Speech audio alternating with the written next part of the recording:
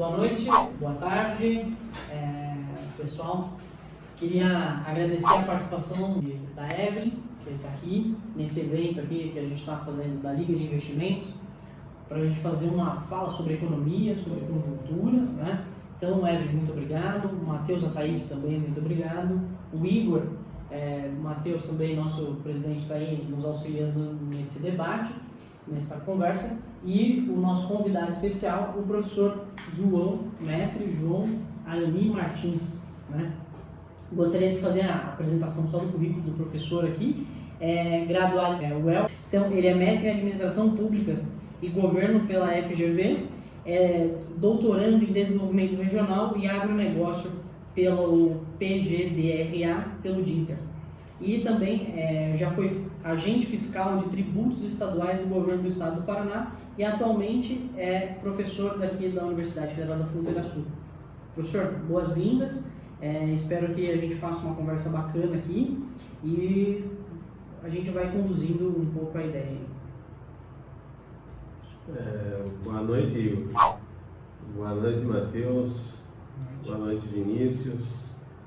Boa noite, Evelyn. E quem nos assiste. Então, inicialmente a gente pode pensar, me ocorreu uma lembrança, né? E de colocar o seguinte: primeiro, parabéns pela iniciativa, né? Que quando eu cheguei aqui em 2013 teve esse tipo de iniciativa, mas depois elas não ocorreram mais, né? Então vocês estão de parabéns por ter essa iniciativa, né? De fazer uma conversa bem organizada, pensada, como vocês estão fazendo, né? Estudado todos os temas aí que a gente quer abordar, né? Então, inicialmente quero destacar duas lembranças que me ocorreram, né? Em 2013 teve um debate aqui no auditório da universidade, aqui no bloco A, né, do Campus Laranjeiras, né, e veio dois professores, pesquisadores de Mondragon, né, que foram perguntados o seguinte: como a Espanha e a Europa fariam para sair da crise? E eles responderam bem simples, né? Mais trabalho e menores rendimentos, né? Então, nessa nossa fala aqui, vai ter presente esse pano de fundo, né? De que vamos ter que trabalhar mais, né? E ganhar menos. Isso serve para todos, né? Quem não pensar assim vai ter uma conduta oportunista, né? De querer levar vantagem, né? Então, se quisermos sairmos das dificuldades, dos problemas atuais, da questão conjuntural do momento, vamos ter que trabalhar mais e ganhar menos, né? Ou manter os rendimentos, né? Que já vêm caindo, né? Mas que mais trabalho, né?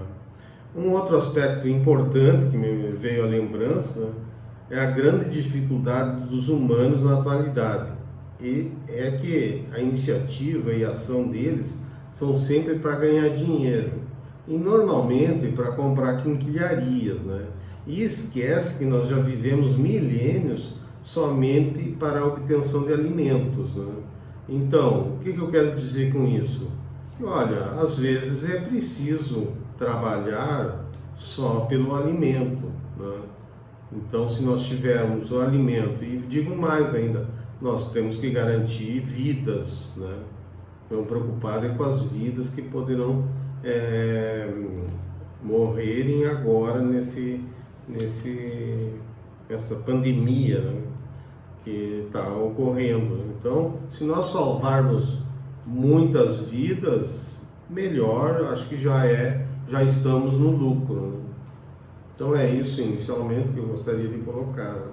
Então, seguindo um pouco a contribuição que o professor Arani fez aí para nós, realmente nós estamos aqui respeitando todas as recomendações do OMS sobre questões de saúde, né? Estamos aqui, todos nós aqui estamos descontaminados do vírus, estamos aqui numa certa quarentena, né? Então, com isso, para a gente contextualizar um pouco, colocar o pessoal um pouco dentro do debate, da conversa, Como que o professor lê essa atual conjuntura que nós estamos passando agora, né? A gente, como compreende esse cenário atual como um cenário de crise, recessão, depressão? É só um cenário momentâneo aí, né? A gente gostaria que o professor fizesse alguma contribuição nesse sentido inicial, para a gente poder ir aí afunilando um pouco a nossa conversa. Inicialmente eu quero destacar o seguinte: nós vamos pensar a curto prazo, a curtíssimo prazo, algumas ideias, né? Algumas colocações, e também já pensando também em alguns aspectos a longo prazo. Mas antes disso, nós temos que pensar um pouquinho para trás, né? A questão do nosso passado. Inicialmente, esse ano começou com algumas incertezas, né? Que vão ocorrer durante o ano, né? Tipo a eleição dos Estados Unidos é uma, né? As eleições municipais no Brasil é outra incerteza que está aí posta, né? Já nem sabemos se já vai ocorrer, né? Os preços do petróleo vieram também, né, com essa crise e a dificuldade de entendimento entre a Rússia e a Arábia Saudita, né? Também despencaram, né? E aí gera problemas, né? Ou instabilidades, né? Porque o preço estava sendo pensado de uma forma e agora eu já vi gasolina abaixo de R$4, né? E aí as empresas podem ter problemas nos seus caixas, né? Mas antes disso, eu gostaria de colocar alguns aspectos anteriores, vindo inclusive lá do crescimento lá de 2010, né, de 7,5% do PIB, né? Eu acredito que aquele crescimento ele não foi real e a conta ela foi passada para as gerações seguintes, né, 10, 20 anos para frente, aquele 7,5%, né?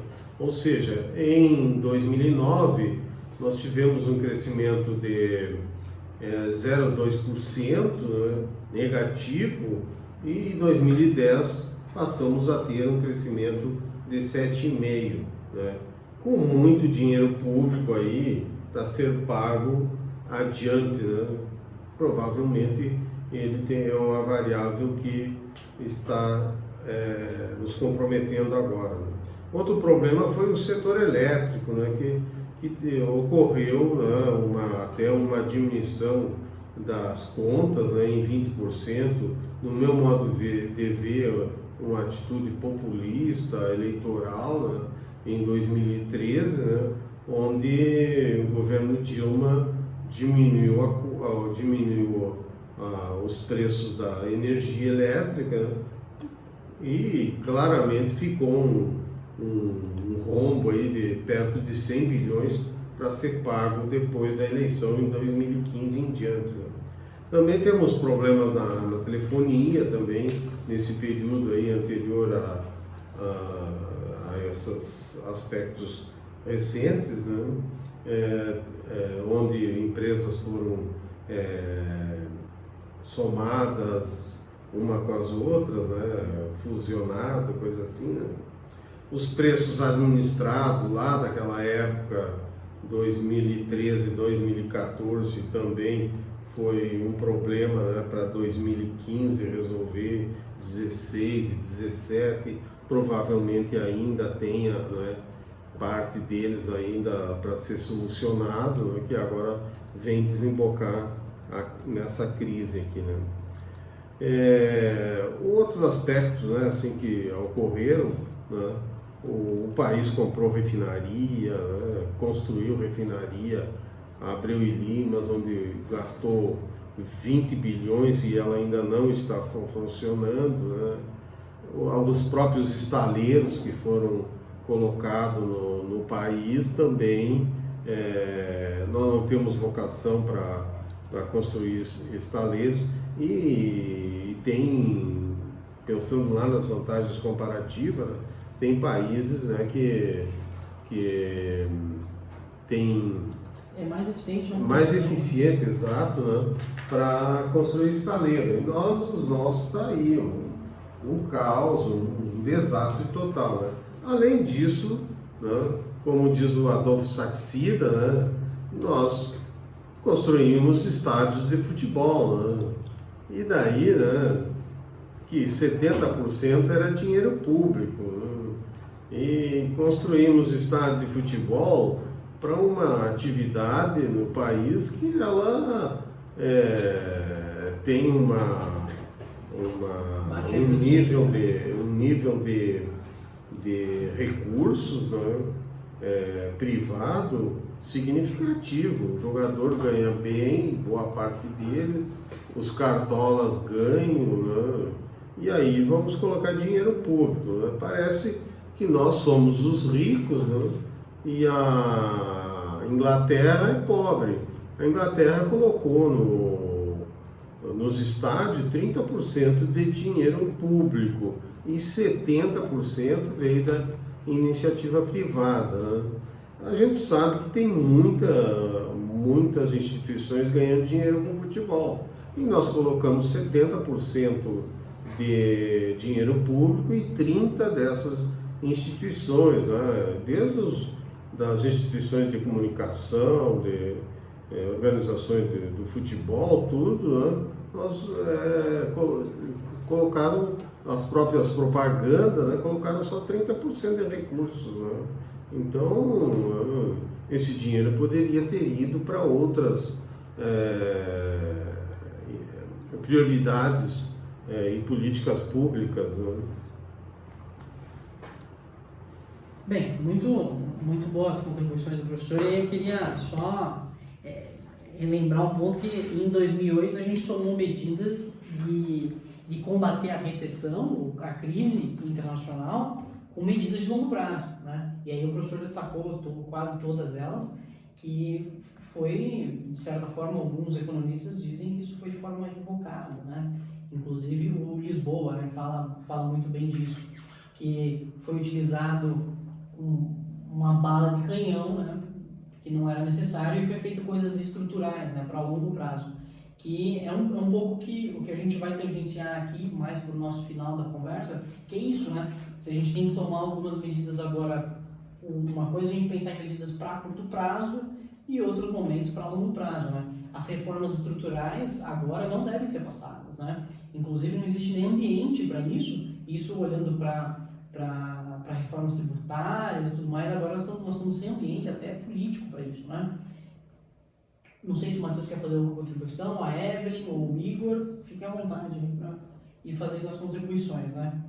Professor, entrando no...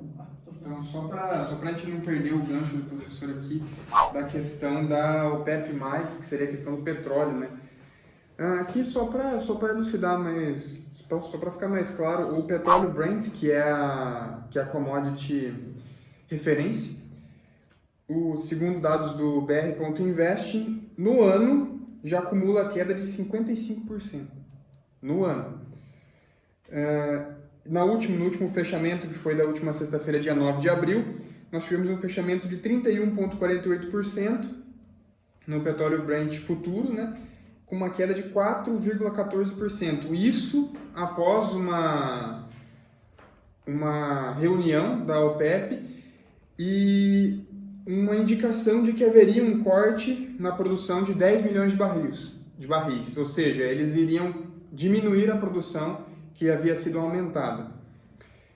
O mercado, ou seja, os analistas, os economistas, os formuladores de políticas públicas a nível global, eles entenderam que essa medida de corte de 10 milhões de barris, elas não sejam significativas o suficiente para poder contornar esse cenário. Justamente por isso que na sexta-feira houve uma queda aí do petróleo Brent, desse indicador, de aproximadamente 4%. É fundamental ressaltar que essa lógica do petróleo, que o petróleo é um insumo importante na cadeia de valor, na cadeia de produção de várias mercadorias ao longo de todo o globo, e isso impacta significativamente na cadeia global mundial. Isso pode ajudar na defasagem da cadeia global mundial. E o que é importante também, que eu acho interessante ressaltar, é que algumas refinarias estão sofrendo com esse tipo de medida que está sendo adotada principalmente, que estão sendo adotadas principalmente pela Arábia Saudita e pela Rússia.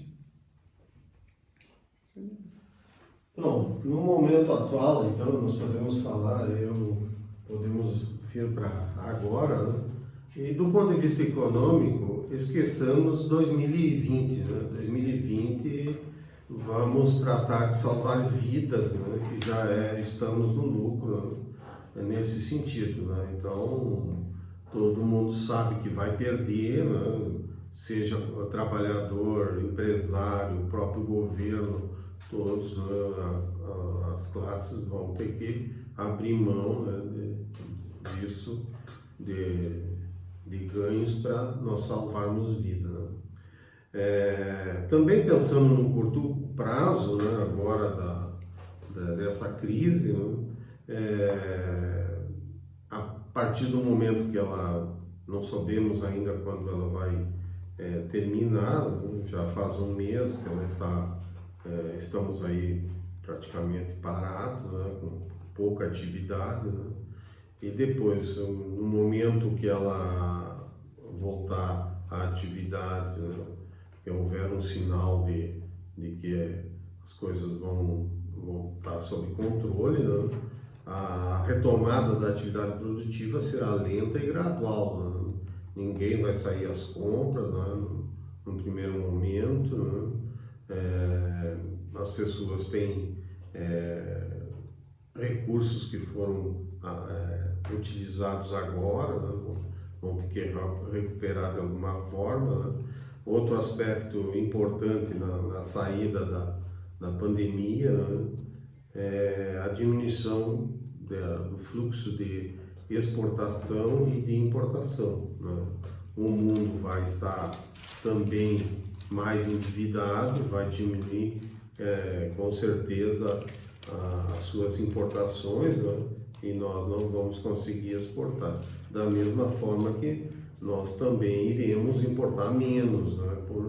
Por vários aspectos, né? De que a renda do trabalhador, o consumo do trabalhador vai cair, né? E diminuição das exportações de commodities também é preocupante, né? Que os grandes importadores, né, agora com esse vírus vão ter problema para importar, apesar de que as suas populações, seus habitantes terão que comer, né? Então um pouco vai ser exportado, mas não vai voltar aos níveis antes da pandemia, né? Antes desse quadro aí que nós temos de dificuldade, né? Um outro aspecto importante, né? Já devem estar estudando, né? Vai depender do prazo desse diminuição da atividade, né? É a revisão para baixo do crescimento econômico, né? Então aí Banco Mundial, FMI, né? A própria OCDE, né? Eles já estão pensando, né? O baque do crescimento para a economia mundial, e nós temos que pensar também para a economia brasileira, né? Que mais adiante a gente vai colocar sobre isso, né? Pegando o gancho que o professor falou sobre dívida aí, né? E aí a gente pensando aqui agora, a dívida tributária hoje está em 4,28 trilhões, segundo o Tesouro Nacional, fevereiro de 2020. Como que as políticas fiscais, nesse momento, podem ser eficientes, né?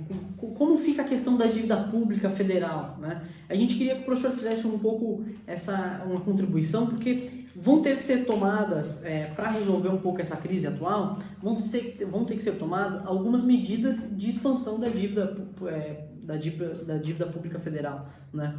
E isso, qual que é a maneira mais eficiente de fazer isso, né?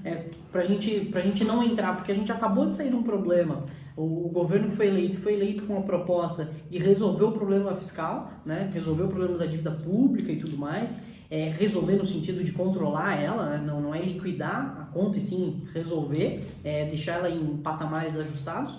Então, com isso, né?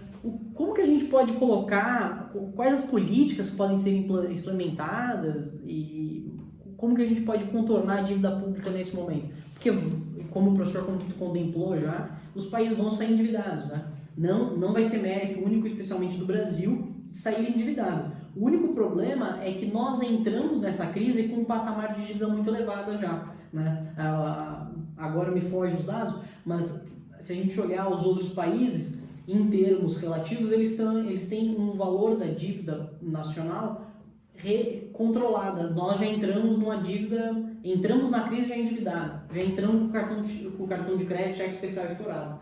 Então a gente vai ter que contornar um pouco isso. Eu acho que o que o Vini falou é muito interessante. A gente vê alguns países, como é o caso dos Estados Unidos ou até do Japão, com dívidas a mais de 100% do PIB. A gente tem que olhar a realidade, que o Brasil é um país pouco desenvolvido, não desenvolvido, né? Então a gente tem um país subdesenvolvido com a dívida ali perto dos 80%. O que o senhor acha, professor, sobre esse aumento da dívida pública nacional?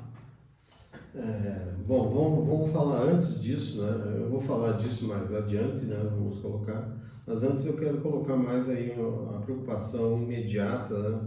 De como nós estamos na crise ou nesse quadro, né? E como sair dele. Primeiro, tem um aspecto importante que vai ter que, na saída, dar relevância aos investimentos em pesquisa, né? Não de afogadilho, como está sendo agora pensado, né? As pesquisas, da forma como é feita no nosso país, eu não posso concordar. Aliás, tenho restrições à forma que nós fizemos pesquisa no Brasil, sempre assim de afogadilho, né? Pesquisa é uma coisa para ser pensada a longo prazo, né?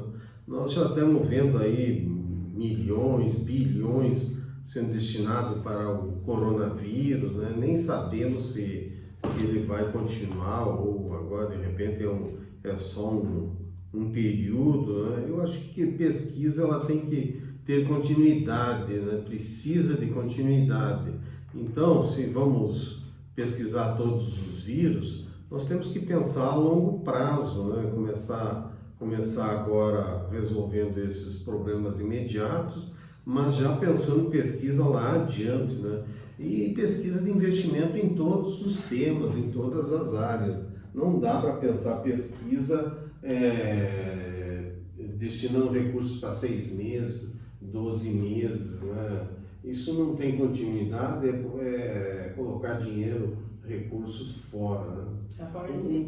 É mais para a plateia ver, né? Eu acho que a coisa séria precisa de investimento em pesquisa, tipo a Embrapa, que vem há décadas pesquisando de uma forma regular, com continuidade, né? E o nosso agronegócio está aí, né? Com todas as crises, e ele sempre está bombando, ou pelo menos tendo os efeitos assim assimilados de forma mais adequada. Um outro aspecto que na saída vai ter que ser pensado é o questionamento dos modelos econômicos, né? Do mundo, né?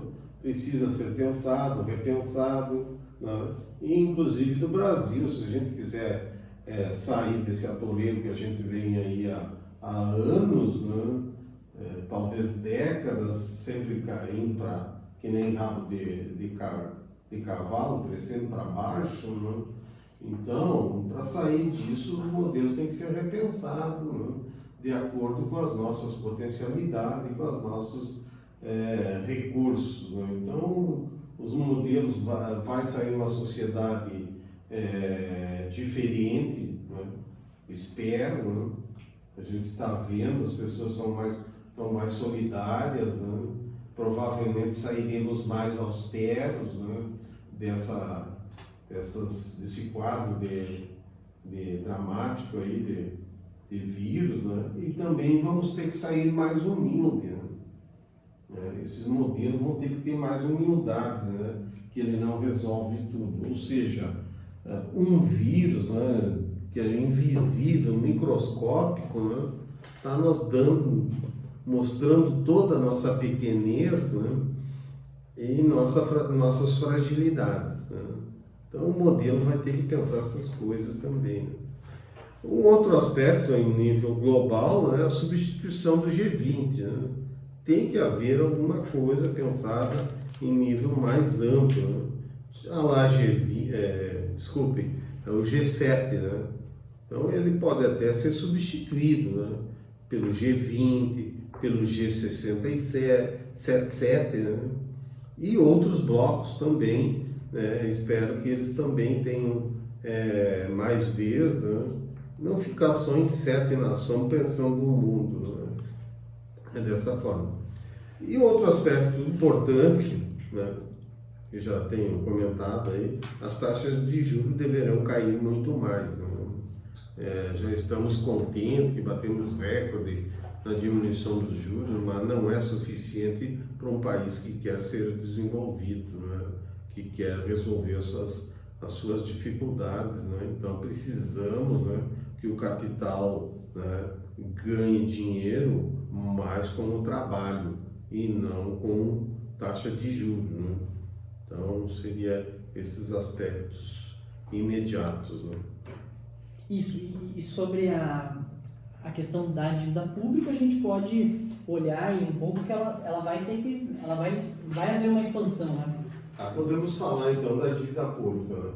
Eu acredito que o endividamento chegará, já ouvi vários economistas aí, o próprio Arminio Fraga dizendo que e precisamos, né, não só temos que ser mais austeros, né, preocupados onde vai gastar o dinheiro, mas ela, com toda a austeridade que nós possamos ter e diminuir os carona e se preocupar com os carona e os oportunistas, né, mesmo assim ela acredito que bate nos 90% a 100% do PIB. Mas isso não é problema, né, do meu ponto de vista. Qual é o problema da dívida? A dívida no Japão ela é 226% maior que o PIB, né? Mas eles têm juros zero, né? E juros zero, né? Tudo bem, eles têm uma cultura diferente. Lá o capitalista quer ajudar, ele pensa o coletivo, ele tem um compromisso social, né? Então ele está sobrando dinheiro, ele aplica lá para não ganhar dinheiro, simplesmente porque ele tem dinheiro, né? E está pensando no país dele, né? Inclusive esses dias o jornalista Alexandre Garcia falou disso, né? É por isso que eles vão bem, né? Porque quem pode, né? Quem é maior tem o dever, a obrigação de servir o menor, né? O interesse público, ele primeiro tem que atender os com mais dificuldades, né? Então, eu penso dessa forma, né, que se tiver dinheiro, né, pelo menos se contente em ganhar a lá FGTS, né, que é 3% ao ano mais TR, né, se contente em ganhar a remuneração da poupança, né, que é baixa, né, ou até menos, né? E outro aspecto é os prazos, né? Nós temos que alongar a nossa dívida. Nós temos uma dívida praticamente de curto prazo, esses 4 trilhões e 280 bilhões, né, que agora vão talvez chegar a sério, não sei, né, vamos ver, né, pode ser até menos do que a gente está pensando, mas a gente tem que pensar que vamos gastar muito dinheiro, né?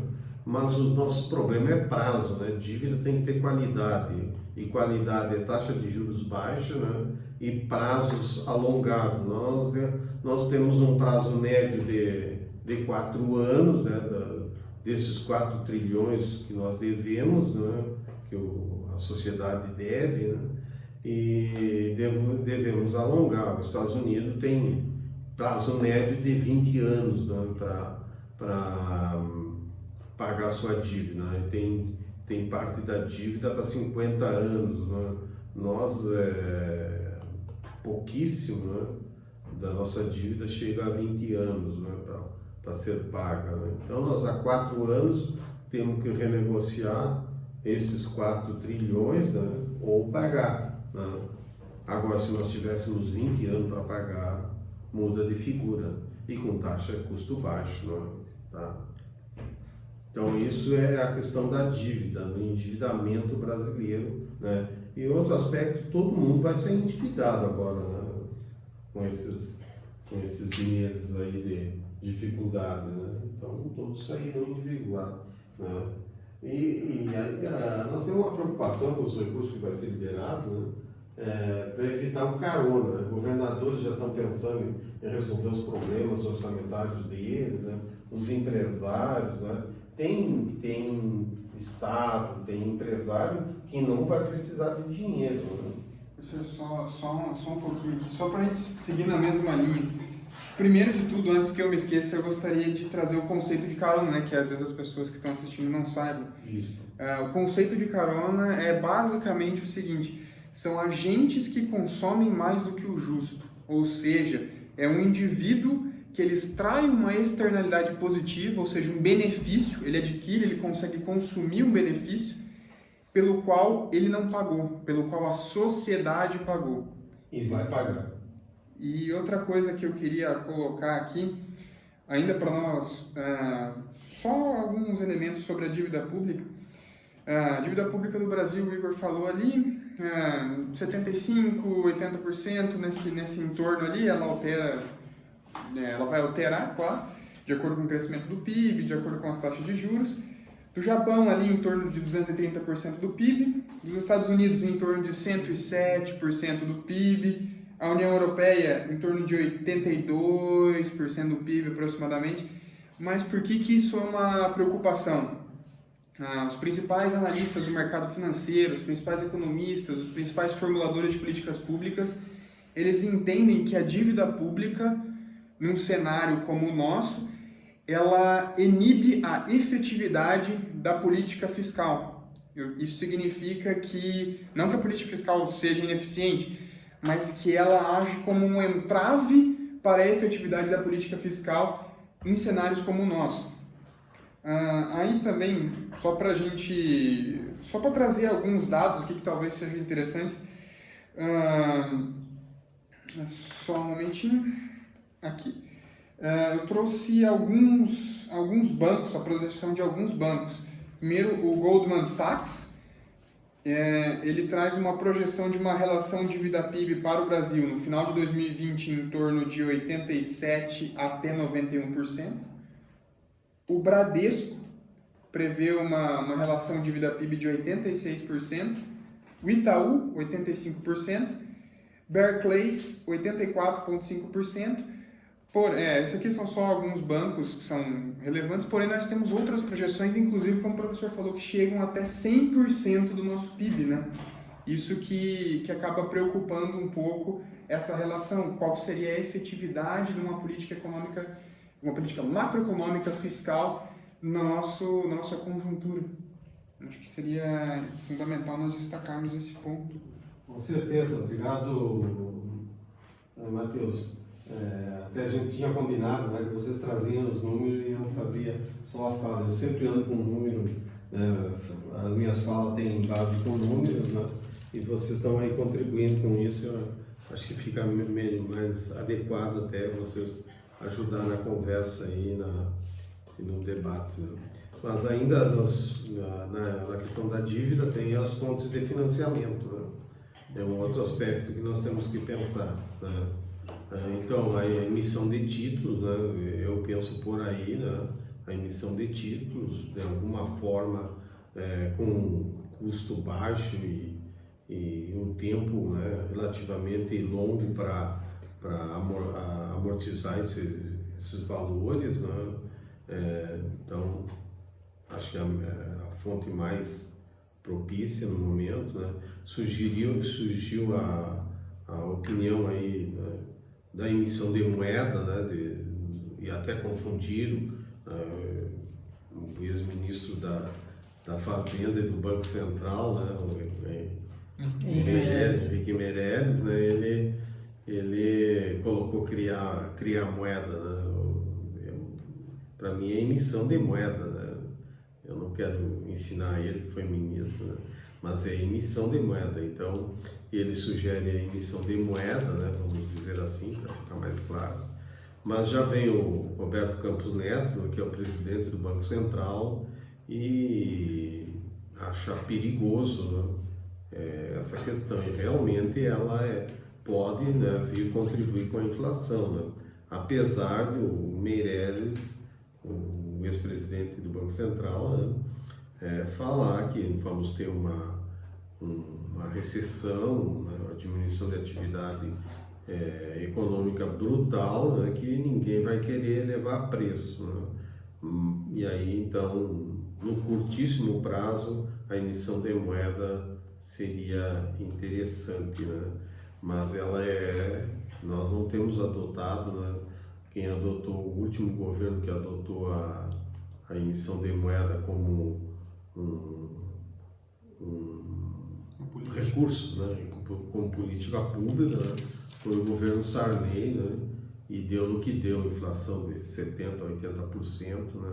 Na época, né? Então tem que ter muito cuidado na emissão de moeda, né? Para isso, né? E também fontes de financiamento e recursos externos. As sugestões aí tem até recursos do FED, né? Os Estados Unidos está disponibilizando recursos, né?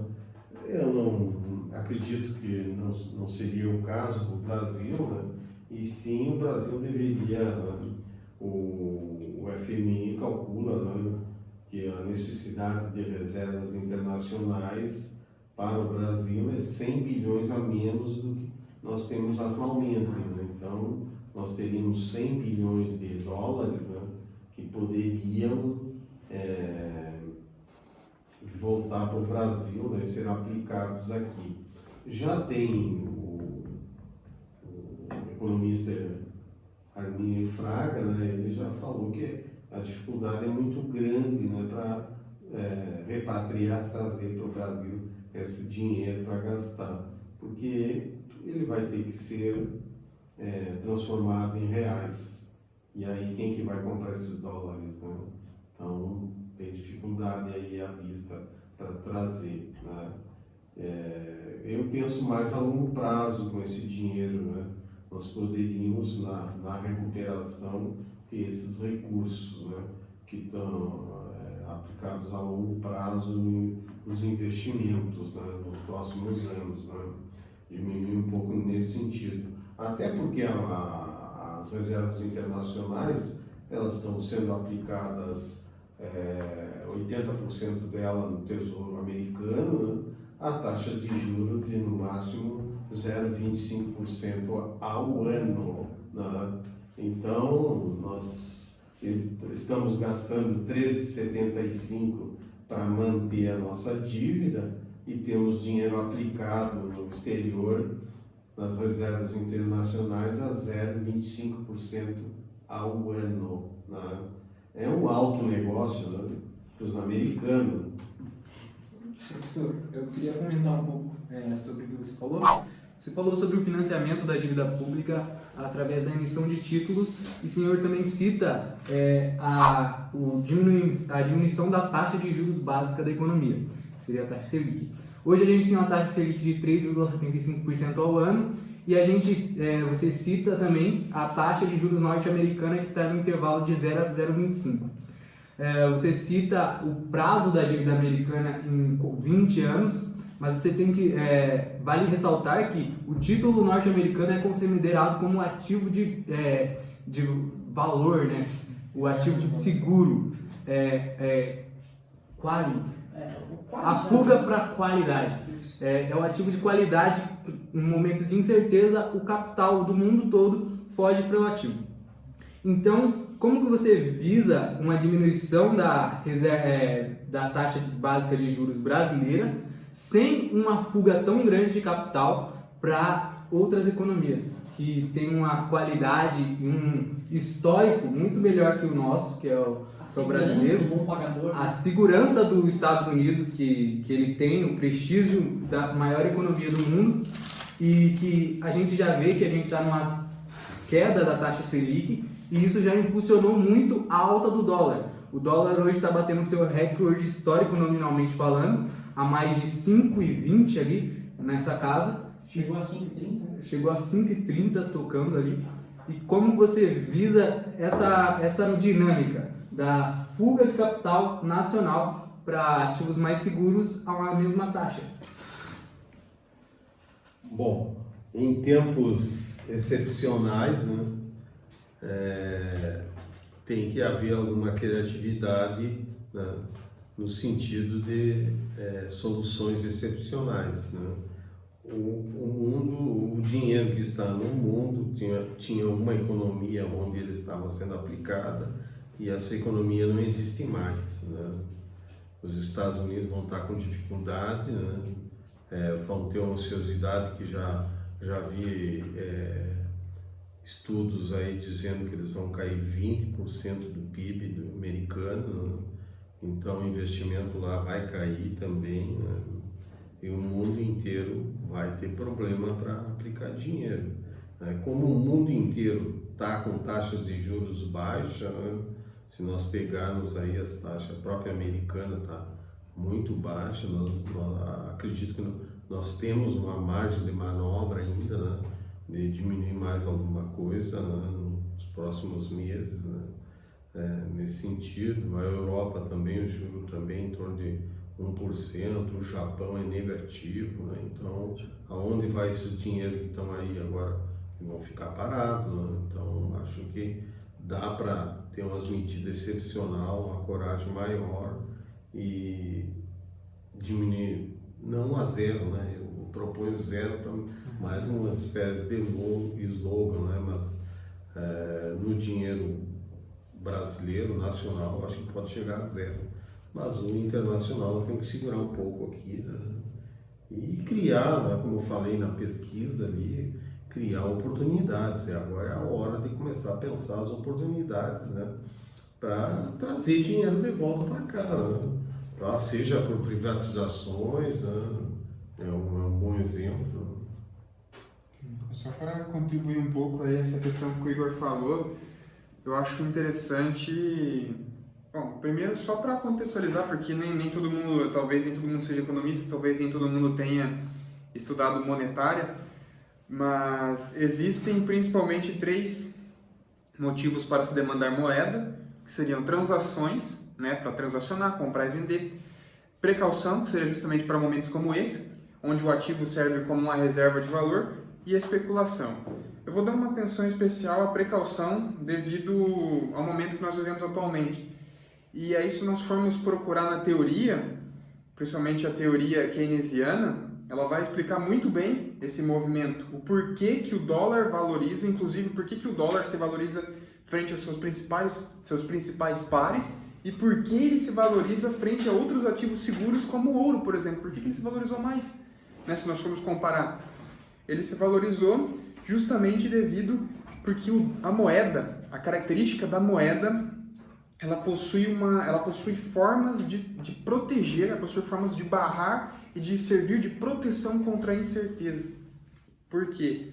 A teoria, ela nos explica que a moeda ela permite para o agente ter um maior grau de flexibilidade quanto às decisões ou às escolhas de consumo e investimento.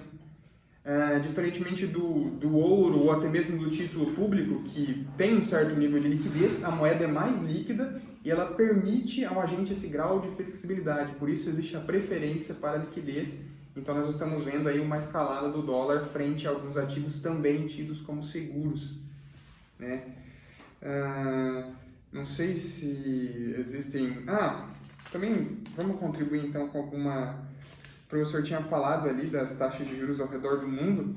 Acho interessante também comunicar as taxas que estão sendo praticadas hoje. O Banco da Inglaterra, que na verdade é o Banco Central do Reino Unido, apesar do nome, ele tem uma taxa de juros hoje de 0,1%, uma taxa de juros básica. Então, muito próxima a zero. Banco do Japão, menos 0,1%. Isso. Muito próximo a zero. Fed, 0 a 0,25, próximo a zero. Banco do Canadá, 0,25, próximo a zero. Banco Central Europeu, né, que seria o Banco Central da zona do euro, 0. Então, isso também entra naquela questão que eu tinha mencionado anteriormente da política fiscal. Existe uma preocupação também agora com política monetária de qual que seria a efetividade de uma política monetária não só no Brasil, né, que hoje está em 3,75% a taxa Selic, mas também ao redor do mundo. Qual seria a efetividade de uma política fiscal em momentos como esse? Em momentos que nós estamos navegando águas desconhecidas, momentos que nós temos juros juros básicos negativos, né? Nunca na história aconteceu isso. Então é uma coisa que levanta a preocupação de alguns dos principais formuladores de políticas públicas e economistas, que realmente são considerações, são cenários, são conjunturas nunca antes vistas, né? Então isso aumenta o grau de incerteza, isso até uma fala que o professor bem no comecinho, a histeria, todo esse pânico, isso aumenta esse pânico, isso aumenta essa histeria justamente porque, e agora, o que nós vamos fazer? A teoria não consegue, eu acho que a teoria consegue explicar, mas ela consegue explicar apenas uma parte, nós devemos desenvolver e interpretar de maneira diferente o que está escrito nos livros agora, os manuais eles servem de maneira a nós lermos, compreendermos e interpretar para a nossa realidade, já não serve mais como um passo a passo a ser seguido, porque são eventos relativamente novos. Então isso contribui para aquele cenário que o professor mencionou lá no comecinho da primeira questão. Só para fechar então a questão das fontes, né? De onde vem o dinheiro? Do nosso bolso, né? Então, por isso eu estou preocupado, né? O custo dele e o prazo para nos pagar, né? Todos endividados, né? Então é do nosso bolso que vai sair, não tem mágica nisso, né? Então é nesse aspecto. A questão, né? Voltando ali, obrigado pelas contribuição, Matheus, valeu, o debate é para isso, né? Então, vocês ficaram a fazer uma parte e está muito bom essa parte aí, né? E voltando lá, o governo está baixando a taxa de juros, criando liquidez, né? Que a gente vai falar mais um pouquinho. Só que tem lá na política monetária tem um aspecto interessante, né? Que o governo não determina como os agentes vão agir, né? Então temos lá, ele não vai poder dizer, a liquidez está garantida. Está garantida se todo mundo, né, entender, né, que os aspectos do problema aí, né, e fazer a sua parte, né?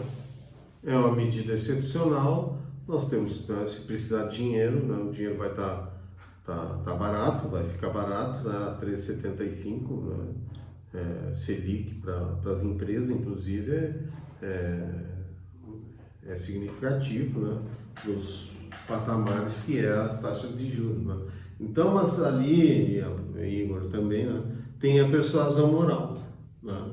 Nós temos hoje, né, uma equipe econômica no Banco Central e no Ministério da Economia, né, que eles têm moral também para conversar com o mundo, inclusive, né? Então, no mundo financeiro nós temos gente que sabe conversar, né? E saberá convencer, né? E saberá convencê-los de que nós faremos a nossa parte aqui, né?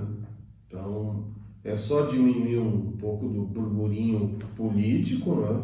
Que a economia vai indicar os caminhos, né? Vai mostrar a tendência, né? Para isso funcionar, né? Então, me parece que a percepção moral que está lá na economia monetária, na política monetária, faz parte do jogo, né?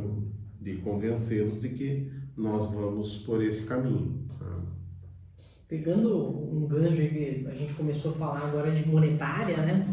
E aí adentrando um pouco nessa política monetária dos bancos centrais aí, né? A gente pode lembrar que o FED, 31 de março, anunciou que os bancos centrais estrangeiros poderiam trocar, né, fazer o câmbio dos títulos do Tesouro Americano para liquidez, ou seja, resgatar a moeda mesmo para poder injetar na tua economia nacional. E o Banco Central brasileiro tomou algumas medidas, né? Tomou expansão de compulsório adicional, flexibilização das letras das LCAs, empréstimos com lastros em letra fiduciária e as compromissadas e assim por diante, né? Isso totalizou, né, essas ações do Banco Central totalizou 1,2 trilhão, né? Algo em torno de 16, 17% do PIB, né? O principal objetivo disso era injetar liquidez na economia, né? Poder colocar liquidez. Então, o que é injetar liquidez na economia, né? É colocar dinheiro em circulação para que as pessoas consigam ter acesso, né? Pensando que a pessoa, hoje, o dinheiro ele está relativamente escasso por conta que as pessoas estão sem produtividade e tudo mais. Então, olhando isso, injetar liquidez nesse sentido, né? E aí, mexendo também nas letras de crédito agrícolas, que são as LCAs e assim por diante.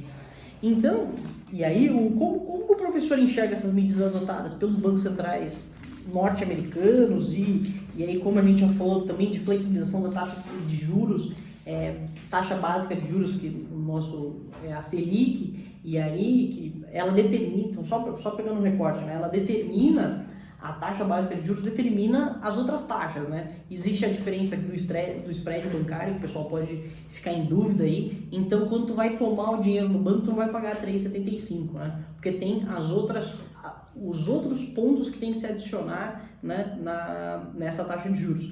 Mas a básica é 3,75, então o investidor ele vai ter sempre olhar o 3,75 como parâmetro, né, de taxa de juros ao ano. Então essas medidas que os bancos centrais tomou de expansão de liquidez, redução da taxa de juros, a gente pode recortar também que o Banco Central americano, Fed, num domingo fez uma reunião reduzindo a taxa de juros, né? Então assim, em reuniões emergenciais, olhando esse ponto, né, como que a gente pode sintonizar isso um pouco? E aí já puxando um pouco, por isso que eu fiz o gancho lá do spread bancário, lembrando que as pessoas físicas e jurídicas estão com nível de endividamentos elevados, né? E agora se torna também onde as pessoas não têm muita confiança, né? O banco hoje, quando vai fazer tu vai pegar um crédito no banco, o banco vai olhar teu histórico de pagador, tá? Tu sempre foi um bom pagador. Mas e agora, depois da crise, o que acontece? E aquele cara que já não era um bom pagador, ou era olhando isso aí, olhando os países, os ratings baixos, né? Essas pessoas que não eram boas pagadoras, mas também não eram mal pagadoras, né? Como que a gente pode olhar isso, né? Como que essas políticas podem impactar no lado real da economia? Todos esses instrumentos que a equipe econômica do Ministério da Economia se preocupou em mais o Banco Central, né?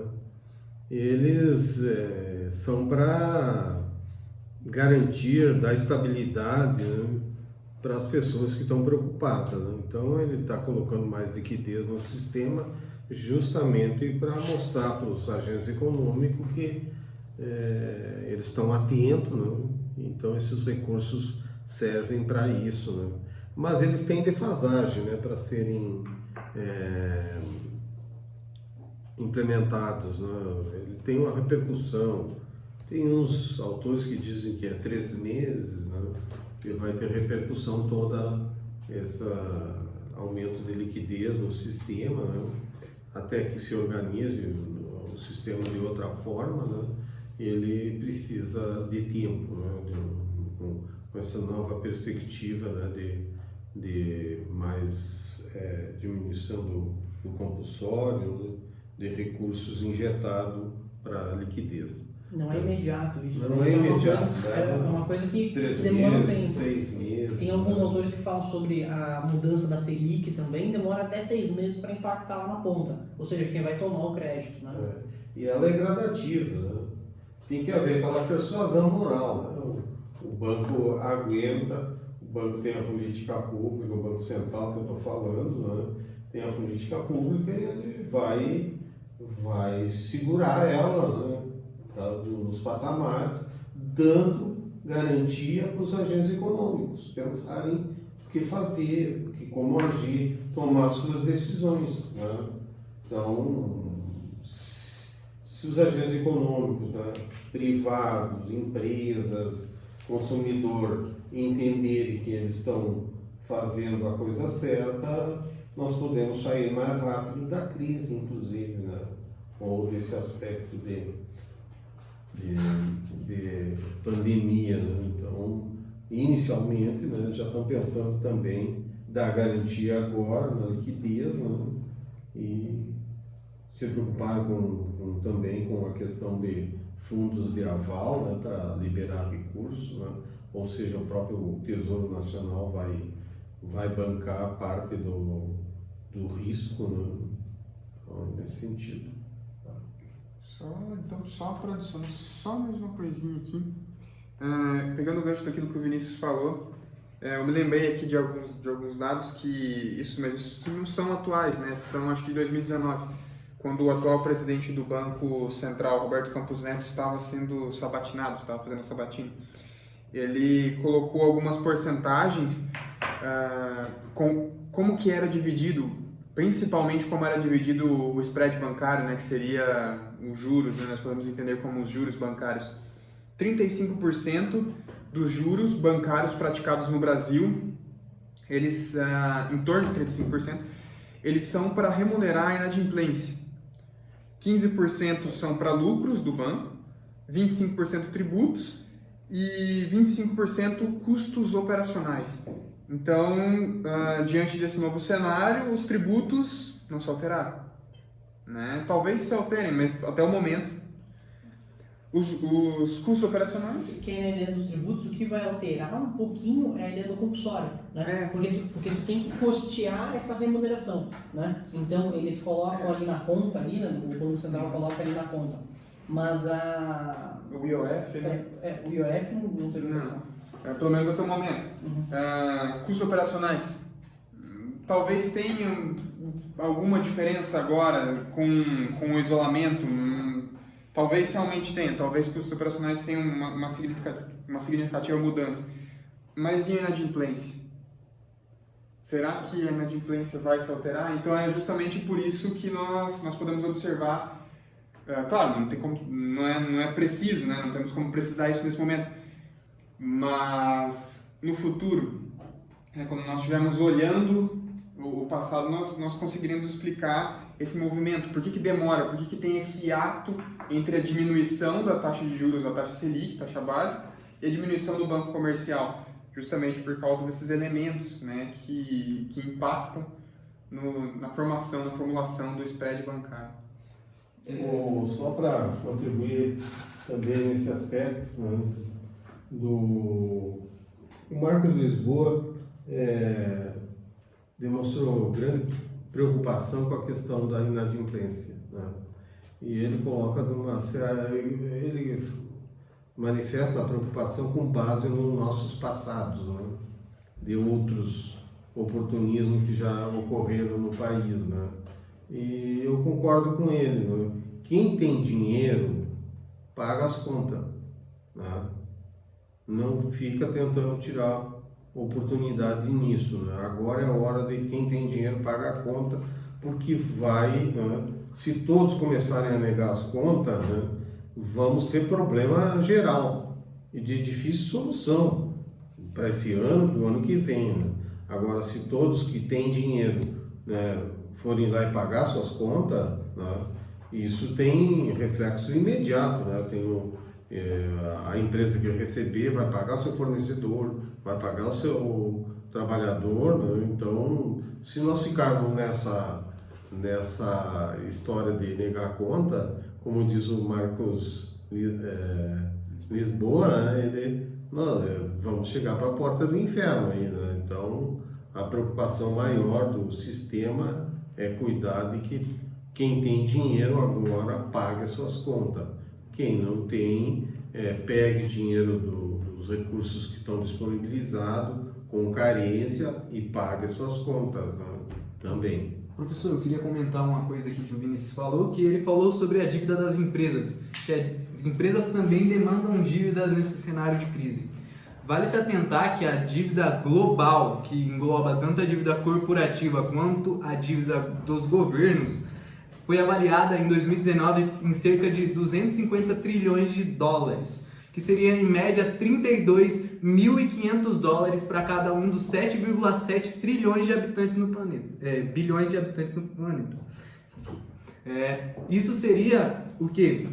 Uma dívida massiva entre os estados, que é os governos, e as empresas. O que você acha nesse cenário de crise, de calamidade, onde todos, tanto empresas quanto governos, demandam crédito, demandam dinheiro e não tem necessariamente gente para custear essa dívida? Porque numa demanda de superavitários e deficitários, precisa ter o superavitário. Onde que a gente vai encontrar esse cara? Só para fazer um recorte de superavitários e deficitários, é a ideia de quem tem o dinheiro para emprestar, né? Quem tem o recurso disponível, e quem precisa tomar o recurso, né? E essa pessoa que tem um recurso disponível, então, ou seja, tu é investidor, tu tem um recurso disponível, tu quer fazer essa aplicação em uma coisa segura, uma coisa relativamente que você tenha confiança ou que você tenha uma rentabilidade muito alta que você compense isso. Bem, então essa seria um pouco a ideia, só para a gente deixar o ouvinte aí sintonizado.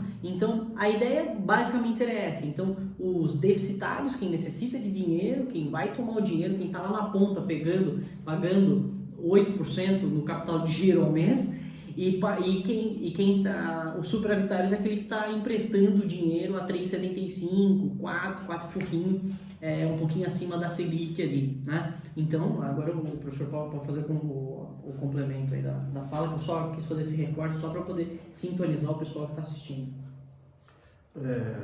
Bom, eu acredito que a aplicação vai ser via títulos públicos, né?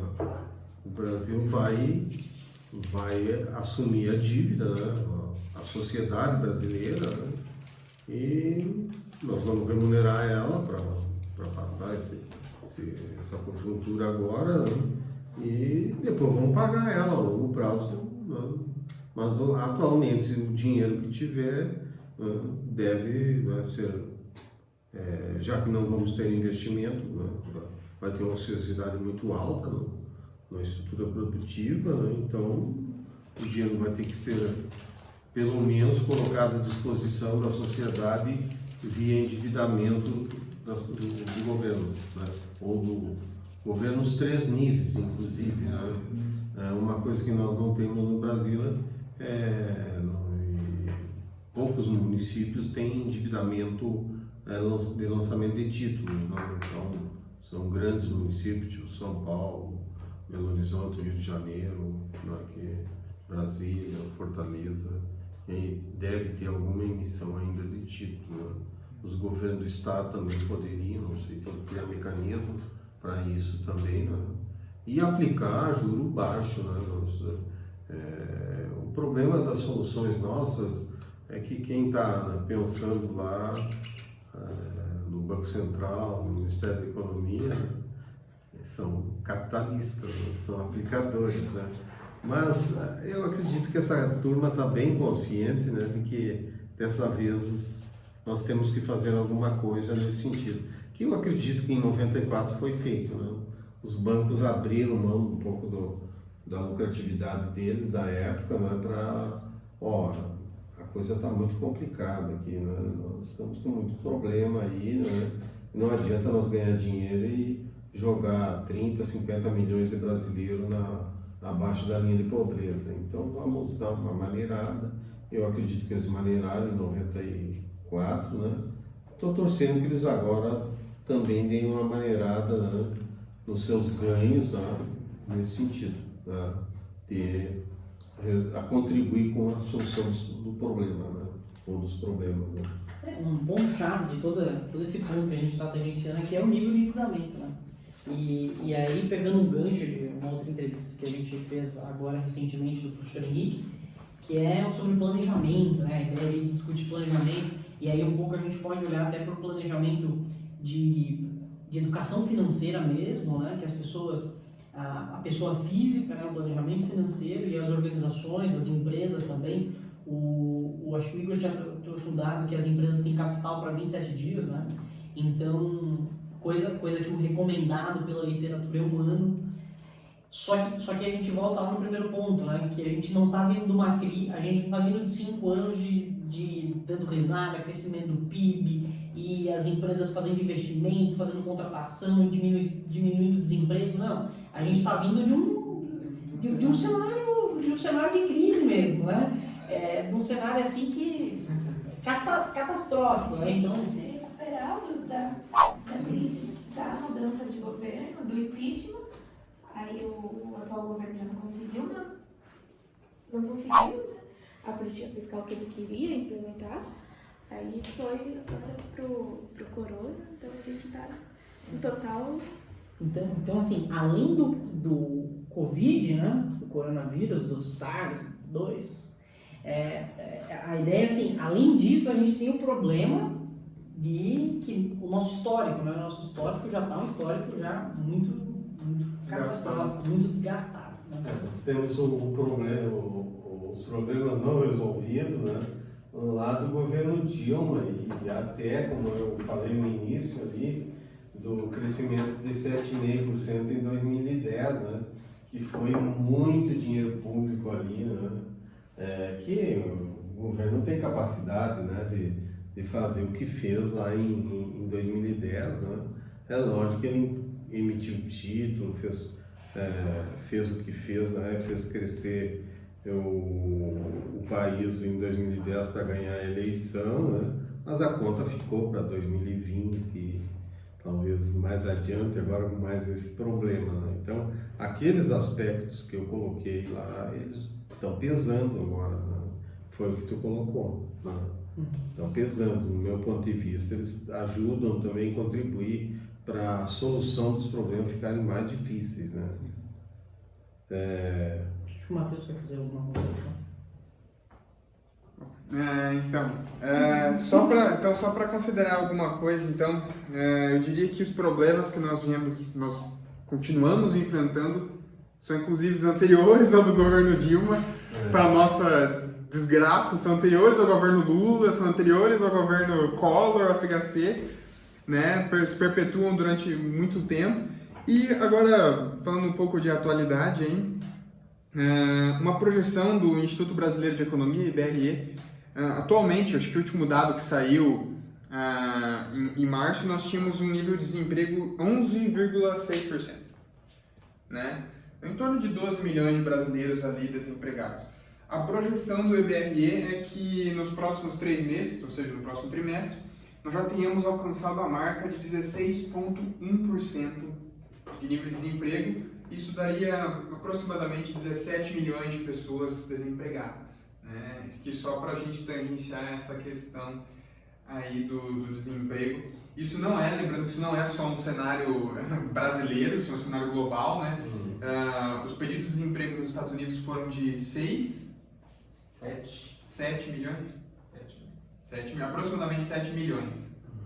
Né? Então, nós já temos ali uma propagação a nível global das consequências, né, do Covid. Não é apenas o Brasil. Né? A questão do desemprego, ela vai ser brutal, né? Felizmente o governo, né, correu e conseguiu, né, se dispôs a pagar R$600, né, para uma população aí de aproximadamente, né, 100 milhões de brasileiros, né, que nesse momento salva a vida, né? Não é só o vírus que vai matar a gente, mas se a economia não for cuidada, também tem pessoas que vão morrer de fome também, né? Então, achei muito inteligente, né, os agentes econômicos, as autoridades governamentais, né, se preocupar com os mais fracos, né, como disse o ministro Paulo Guedes, né, ninguém vai ficar para trás, né? Tomara que o governo pense assim, né? Não deixar mais para trás, né, brasileiros, né, que já estão muito para trás, né? Eu não sou a favor de assistencialismo, mas quando o Estado não faz a sua parte, né, tem que ter uma preocupação emergencial, né, desse tamanho aí, porque não fizemos as nossas políticas públicas adequadas, né? E aí a gente teria uma outra entrevista, por exemplo, né, só falando, por exemplo, da questão ambiental, né, da questão do saneamento do meio ambiente, né, para falar muita coisa que tem aí de políticas, de educação com defasagem, saúde né, fomos aplicar em estádios de futebol, né, como diz o Adolfo Saxida, né, e agora estamos aí com problema, né. Hoje mesmo eu vi um economista falando, né, nessa questão da saúde, né, que nós aplicamos, a sociedade brasileira aplica um valor relativamente adequado, né, em saúde. Só que o setor público é que não aplicam um valor adequado, né? Então, nós formos ver o que o brasileiro gasta com saúde, ele é adequado para nós ter saúde de primeiro mundo. Porém, né, uns têm, né, hospital particular e tudo, né, mas a saúde pública ela tem defasagens, né? Então, mas indo para o final, né? O professor falou um aspecto importante, aí eu acho que de repente vale a gente, de forma bem breve, que essa ideia dos R$600, se ela está um pouco ligada com a proposta que o Arminio Fraga traz sobre a ideia de renda mínima.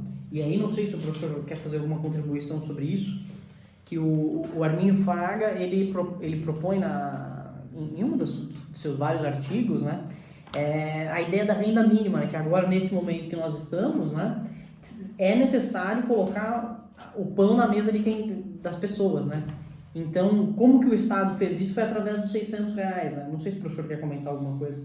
Essa política pública ela tem que, no meu ponto de vista, ser muito bem pensada, né, para evitar os oportunistas, né? Então, R$600 já mobiliza alguns para ir atrás desse dinheiro, né? Eu penso que ela é oportuna, mas sempre esse tipo de recurso ele tem que ter tempo, período De maturação, né? não, e de Início, prazo, início e fim, né? Tem que ser um período. E outra, criar as condições para que a pessoa saia melhor, ganhando até mais do que esses R$600. Tem que ser muito bem pensado isso, né? Eu até coloquei aqui, né? Um dos grandes problemas nossos, né, é a diferença de acesso à educação, né? Que uma das soluções para os nossos problemas é a educação. Não tem como, né? A educação, né, em grandes centros do país, em particular, ela está no outro nível, né? Agora mesmo dá para se notar, né? Tem escolas dando aula com os filhos, né, com os seus alunos em casa e com um padrão elevadíssimo, coisa que nenhum Estado brasileiro, né, na educação pública está conseguindo fazer isso, né? Não estou falando dos universitários, estou falando lá na base, né, fundamental, né, que às vezes não temos nem escolas apropriadas, bancos apropriados para o aluno sentar, uma metodologia adequada, né, para isso, né? Então, a gente caminhando para os finalmente aí, né, como que o professor enxerga as medidas adotadas pelos gestores públicos e privados, né, sobre adormecer a economia agora em diversos setores, e aí especialmente a gente destaca o governador do estado de São Paulo, que o João Dória, que tomou aí a iniciativa e começou a paralisar o comércio, serviço, colocou 15 dias no primeiro momento 15 dias e agora mais 15 dias até dia 22 de abril, paralisar esses diversos setores, né, da economia, comércio, serviço principalmente. A indústria continua, mas de forma desacelerada, né, de forma com a produtividade um pouco mais baixa. O agronegócio, provavelmente, a planta continua crescendo, né, não vai ter muito problema, de repente vai atrasar um pouco a colheita, mas aí, em linhas gerais, o agro não foi muito paralisado com isso, né? E quais as perspectivas para a economia mundial e para a economia nacional, né? E aí a gente pode tangenciar um pouco na ideia de ter PIB e tudo mais. Queria que o professor, para a gente finalizar, a gente conseguisse fazer uma análise nesse sentido. Bom, tudo que a gente falar aqui amanhã, você sabe que eu tenho um certo rigor em sala de aula, né? De sempre estar preocupado com a minha fala, que ela seja o mais honesta possível, né? E mais verdadeira, né? Tudo que nós falarmos agora tem muitas dificuldades de elas funcionarem, né? Então a instabilidade é tão grande que nem os economistas mais experimentados estão assegurando uma tendência aí adequada, né? Que é muito recente o problema, né? Então tem que pensar os modelos econômicos, pensar que sociedade nós queremos, o que a sociedade está disposta a fazer agora, né, com toda esse vírus que nos colocou assim, vamos, né, falar um linguajar chulo, né, nos colocou no chinelo, né, não somos o que pensamos ser, né, nós temos que ter mais humildade, né, e pensar que as soluções vêm com trabalho, né, é isso que nós precisamos, né, e pensamos que a sociedade brasileira tem que pensar que o oportunismo não vai nos levar a lugar nenhum. Mas eu quero colocar aqui, né, também, para finalizar, que vai existir sacrifício, né, para todos. Né? E todos teriam que, né, quem pode mais, quem é maior e tem condições, tem o dever, né, de fazer a sua parte, né, e não deixar para o pobre fazer. Né? Uma coisa que me entristece muito é a mesquinharia que está aí, que estão usando, né, já como palanque eleitoral para 2022. Né? O governante agora tem que trabalhar, esquecer a eleição, esquecer que temos 2022, ou esse ano tem as eleições municipais, né, que também já tem gente sugerindo que deixa tudo para 2022, né? Então, essa mesquinharia deve entristecer mais o brasileiro, né? E ninguém ajuda as lideranças a contar com o presidente, governadores se unindo para derrubar o presidente.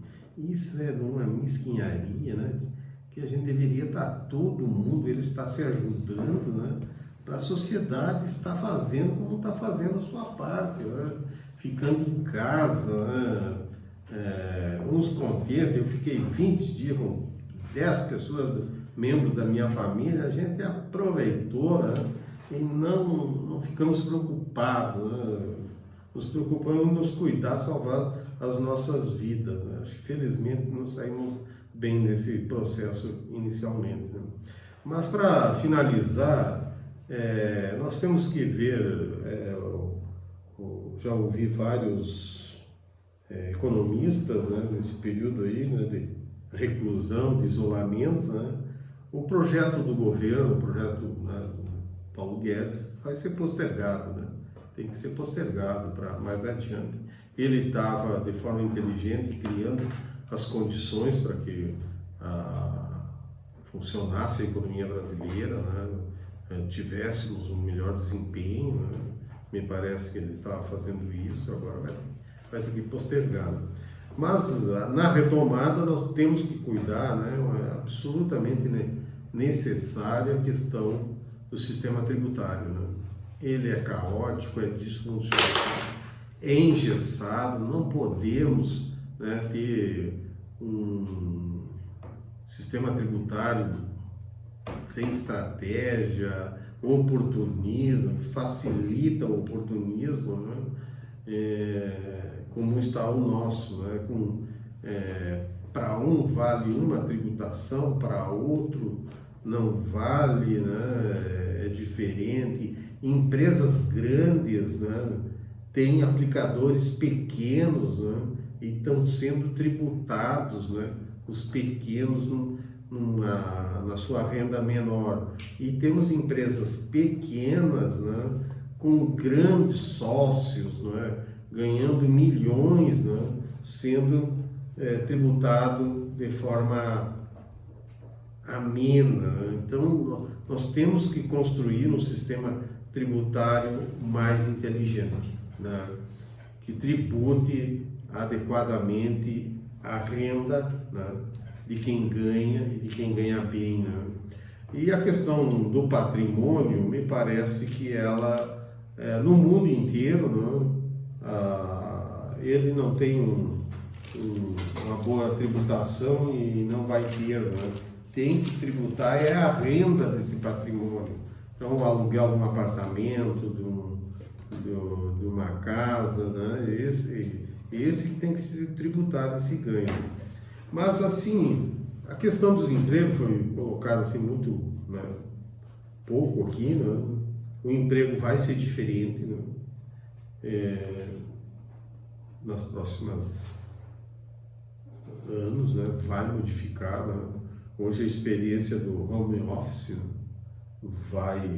vai aumentar o grau de, né? As empresas tiveram que se adaptar com o home office. E as empresas estão vendo que ele pode ser produtivo, né? A pessoa trabalhando em casa, né? Eu tenho exemplo até do irmão meu que é engenheiro agrônomo, né? E que ele trabalha em empresa em São Paulo e ele trabalha lá no Garrão do Missioneiro lá do Rio Grande do Sul, né?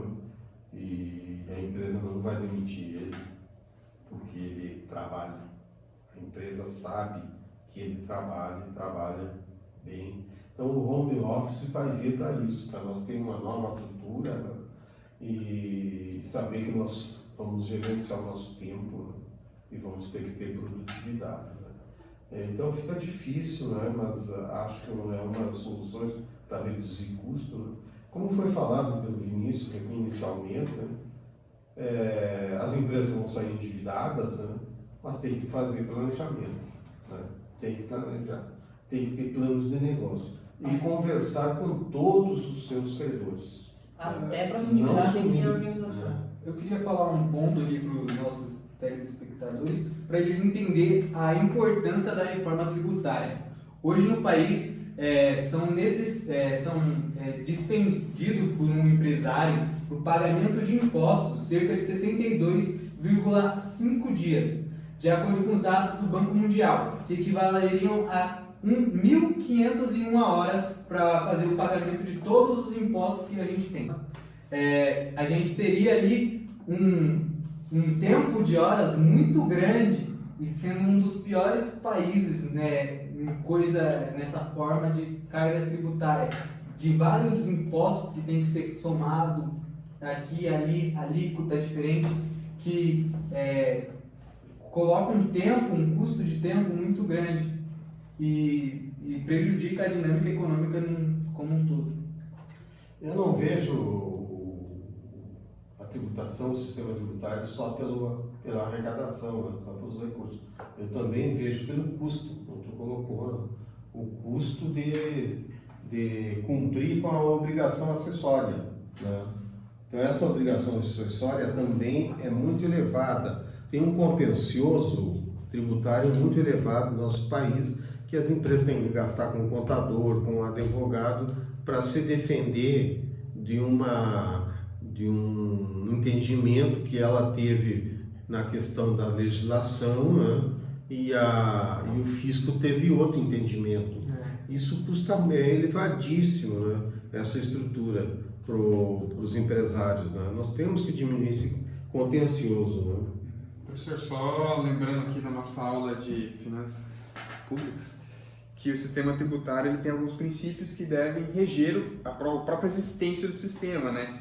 E aí segue em linha com aquilo que foi dito aqui pelo Igor, pelo professor. O sistema ele tem que ser equitativo, tratar os iguais como iguais, os diferentes como diferentes. Isso.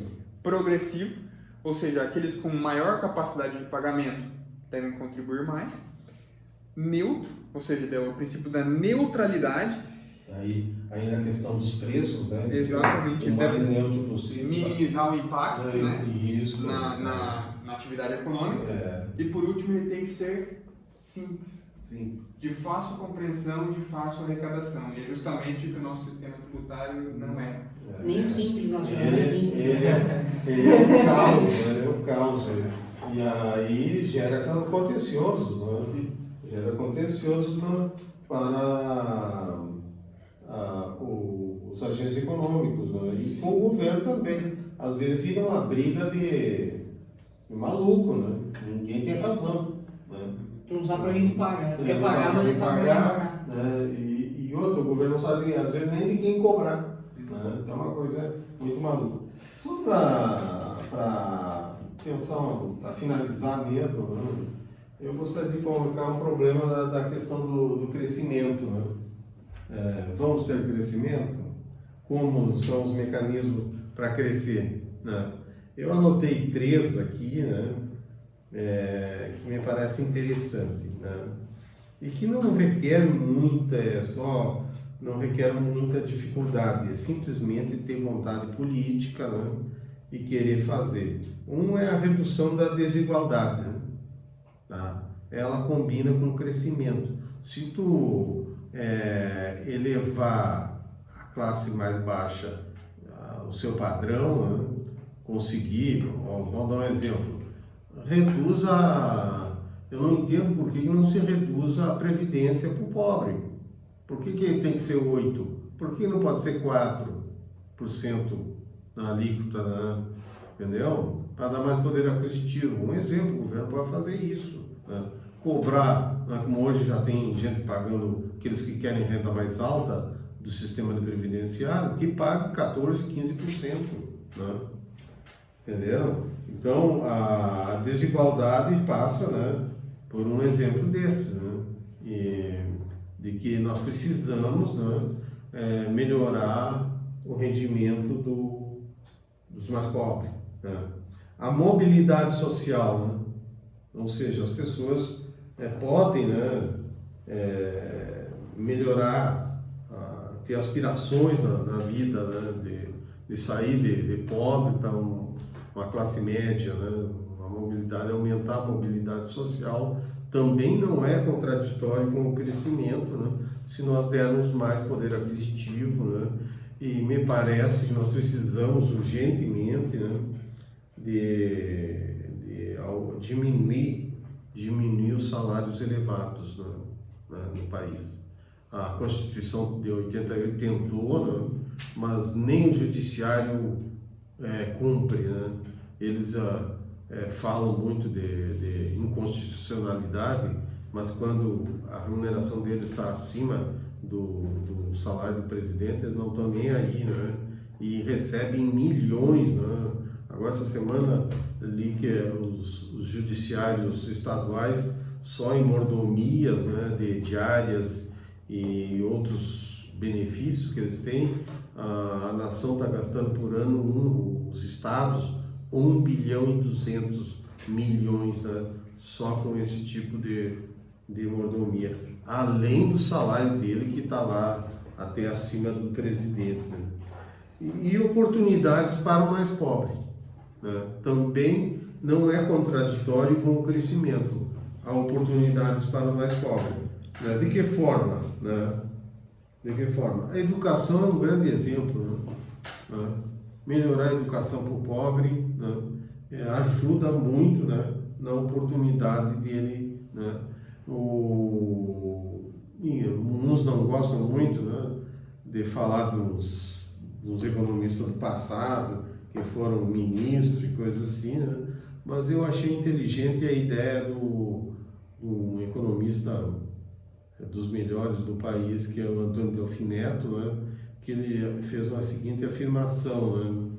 O governo tem a obrigação de colocar o jovem até os 24 anos em igualdade de condições no partidor, né? Ou seja, dar uma educação adequada para todo a criança, o jovem, né, até os 24 anos, e depois ele vai com a sua habilidade, com o seu conhecimento, com a sua atitude, ele vai fazer a diferença, né? Então nós precisamos melhorar a educação lá no fundamental, no ensino médio, as faculdades, as universidades precisam estar onde elas, estrategicamente, estar aonde que elas devem estar, né? Então seria isso que eu entendo que nós podemos crescer dessa forma, e com políticas, né, de continuidade, né? Políticas públicas de continuidade. Nós precisamos também ir atrás, né, de que as políticas públicas não é de um governo, não é de um deputado, de um prefeito, de um governador ou do presidente, é da sociedade que quer evoluir e crescer. São ideias de políticas de nações. Antes de eu fazer minha última fala aqui, eu acho que a Evelyn quer falar alguma coisa, quer fazer alguma contribuição. Então, eu ia falar sobre as políticas públicas que o governo está colocando, que não é só de renda mínima, ele colocou também para os empresários, ele não visou apenas um lado.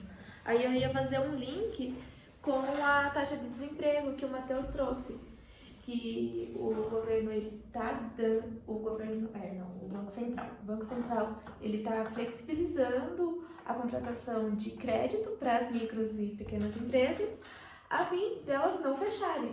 Assim, eu acho que é um método de controlar esse desemprego. Eu acho que é um dos métodos para controlar o desemprego nessa crise que a gente está passando. E eu acho que é isso que eu ia colocar na hora que ele falou do desemprego. Indo de encontro à tua ideia, né, nós temos que ver que o governo tem limitações também. Né? Sim. Ele está fazendo, eu vejo que a estratégia dele está no caminho, né? Apesar da gente não ter certeza de nada, né? Ela está no caminho, ele está fazendo a nossa parte. Os outros também têm que fazer a sua parte, não esperar pelo governo, né? Nós somos uma sociedade de esperar muito pelo governo, nós temos que também ir atrás, né? Vocês são um exemplo, né? De quem não está só esperando pelo governo. Eu me coloco nesse exemplo, né? Que eu saí lá dos Pampa Gaúcho, do interior, né? E se o governo me deu os instrumentos adequados, e eu tomei as atitudes, as motivações, né? Que eu vi no mundo e estou aqui com vocês, né? Eu acho que todo mundo, o governo tem que... Isso é importante também o governo dizer, ó, tem oportunidade, eu coloquei aqui, ó, oportunidade para os mais pobres. Tem que criar condições de oportunidade para os mais pobres, né? Seja de bolsa, seja de incentivo para estudar, né? Vários aspectos, instrumentos de política pública que incentivam as pessoas a correrem atrás, como o próprio Delfim Neto colocou, e acho bem colocado a questão de que o governo tem que colocar alguém em igualdade de condições no partidouro em torno dos 24 anos, né? Claro que uns vai a média, né? Uns vai ser antes, outros vai ser depois, vocês vão ser antes, né? Com certeza, né? Então seria nesse sentido. Né? Bem, então só para finalizar, o Matheus quer fazer alguma... Não? Então agradeço a participação do Matheus, a Taíde, da Evelyn Borghese, certo? Acertei. O Igor Matheus, nosso presidente da Liga de Investimentos, ao professor João Aline Martins Pereira, nosso convidado desse encontro, e também ao nosso cameraman, que vocês viram que aí a nossa filmagem ficou espetacular, o Lucas Ferreira, né? A gente depois vai colocar no final aí o logo dele e os meios de comunicações dele, se vocês precisarem. Ele aí faz filmagem, fotografia e tudo mais aí. E agradecer a toda a Liga de Investimentos, a UFFS, por ceder o espaço, a estrutura para nós e toda